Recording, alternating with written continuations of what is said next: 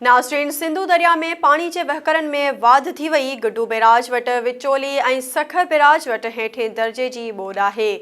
Sukkur barrage वट पानी की सतह में इजाफो थी रहो है। सखर मां SS न्यूज़ के रिपोर्टर अब्दुल गफूर शेख की रिपोर्ट मूजिब मुल्क में पयल बरसात का पोए पानी की सूरत हाल में मुसलसल इजाफो थी रहो है। सखर बैराज के कंट्रोल रूम इंचार्ज पारा जारी कयल पानी के अंगन अखरन मुताबिक गुड्डू बैराज वट पानी जो मथाहों वहकरो 4,16,954 क्यूसेक जडें त हेठाहों वहकरो 3,86,599 क्यूसेक रिकॉर्ड किया वियो। सखर बैराज वट पानी जो मथाहों वहकरो 3,55,710 क्यूसेक और हेठाहों वहकरो 3,16,250 क्यूसेक रिकॉर्ड किया वियो। कोटड़ी बैराज वट मथाहों वहकरो 1,88,075 क्यूसेक और हेठाहों वहकरो 1,70,550 क्यूसेक रिकॉर्ड किया वियो।